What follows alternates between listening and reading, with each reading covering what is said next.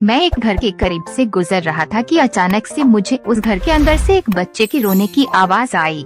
उस बच्चे की आवाज में इतना दर्द था कि अंदर जाकर वह बच्चा क्यों रो रहा है ये मालूम करने से मैं खुद को रोक ना सका। अंदर जाकर मैंने देखा कि एक माँ अपने 10 साल के बेटे को आहिस्ता से मारती और बच्चे के साथ खुद भी रोने लगती।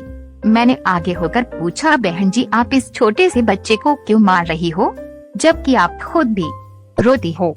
उसने जवाब दिया, भाई साहब इसके पिताजी भगवान को प्यारे हो गए हैं और हम लोग बहुत ही गरीब हैं। उनके जाने के बाद मैं लोगों के घरों में काम करके घर और इसकी पढ़ाई का खर्च मुश्किल उठाती हूँ और ये कमबख्त स्कूल रोजाना देर से जाता है और रोजाना घर देर से आता है। जाते हुए रास्ते में कहीं खेलकूद में लग जाता है और पढ़ाई की तरफ जरा भी ध्यान नहीं देता है, जिसकी वजह से रोजाना अपनी स्कूल की वर्दी गंदी कर लेता है। मैंने बच्चे और उसकी माँ को जैसे तैसे थोड़ा समझाया और चल दिया। इस घटना को कुछ दिन ही बीते थे कि एक दिन सुबह सुबह कुछ काम से मैं सब्जी मंडी गया तो अचानक मेरी नजर उसी 10 साल के बच्चे पर पड़ी जो रोजाना घर से मार खाता था। मैं क्या देखता हूँ कि वह बच्चा मंडी में घूम रहा है और जो दुकानदार अपनी दुकानों के लिए सब्जी खरीद कर अपनी बोरियों में डालते तो उनसे कोई सब्जी जमीन पर गिर जाती थी, वह बच्चा उसे फौरन उठाकर अपनी झोली में डाल लेता। मैं ये नजारा देखकर परेशानी में सोच रहा था कि ये चक्कर क्या है। मैं उस बच्चे का चोरी चोरी पीछा करने लगा। जब उसकी झोली सब्जी से भर गई तो वह सड़क के किनारे बैठकर उसे ऊंची ऊंची आवाजें लगाकर वह सब्जी बेचने लगा। मुंह पर मिट्टी, गंदी वर्दी और आंखों में नमी। ऐसा महसूस हो रहा था कि ऐसा दुकानदार जिंदगी में पहली बार देख रहा हूँ।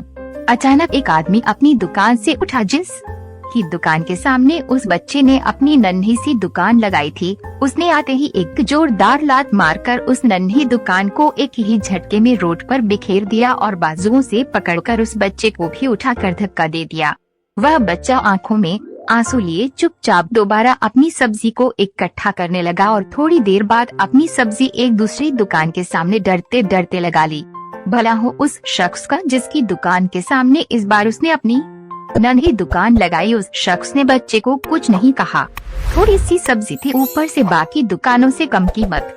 जल्द ही बिक्री हो गई और वह बच्चा उठा और बाजार में एक कपड़े वाली दुकान में दाखिल हुआ और दुकानदार को वह पैसे देकर दुकान में पड़ा। न स्कूल बैग उठाया और बिना कुछ कहे वापस स्कूल की ओर चल पड़ा और मैं भी उसके पीछे पीछे चल रहा था। बच्चे ने रास्ते में अपना मुंह धोकर स्कूल चल दिया। मैं भी उसके पीछे स्कूल चला गया। जब वह बच्चा स्कूल गया तो 1 घंटा लेट हो चुका था, जिस पर उसके टीचर ने डंडे से उसे खूब मारा। मैंने जल्दी से जाकर टीचर को मना किया कि मासूम बच्चा है, इसे मत मारो। टीचर कहने लगे कि ये रोजाना 1-1.5 घंटे लेट से ही आता है और मैं रोजाना इसे सजा देता हूँ कि डर से स्कूल वक्त पर आए और कई बार मैं इसके घर पर भी खबर दे चुका हूँ। खैर बच्चा मार खाने के बाद क्लास में बैठकर पढ़ने लगा। मैंने उसके टीचर का मोबाइल नंबर लिया और घर की तरफ चल दिया। घर पहुंचकर एहसास हुआ कि जिस काम के लिए सब्जी मंडी गया था वह तो भूल ही गया। मासूम बच्चे ने खरा कर्म से एक बार फिर मार खाई। सारी रात मेरा सर चकराता रहा। सुबह उठकर फौरन बच्चे की टीचर को कॉल की कि मंडी टाइम है, हालत में मंडी पहुँचे और वो मान गए। सूरज निकला और बच्चे का स्कूल जाने का वक्त हुआ और बच्चा घर से सीधा मंडी अपनी नन्ही दुकान का इंतजाम करने निकला। मैंने उसके घर जाकर उसकी माँ को कहा कि बहन जी आप मेरे साथ चलो, मैं आपको बताता हूँ आपका बेटा स्कूल क्यों देर से जाता है।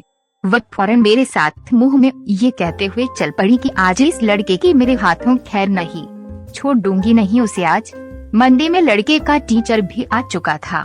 हम तीनों ने मंडी की 3 जगहों पर पोजीशन संभाली और उस लड़के को छुप कर देखने लगे।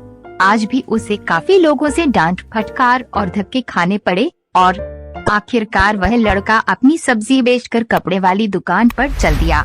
अचानक मेरी नजर उसकी माँ पर पड़ी तो क्या देखता हूँ कि वे यह बहुत ही दर्द भरी सिसकियां लेकर लगातार रो रही थी और मैंने फौरन उसके टीचर की तरफ देखा तो बहुत शिद्दत से उसके आंसू बह रहे थे।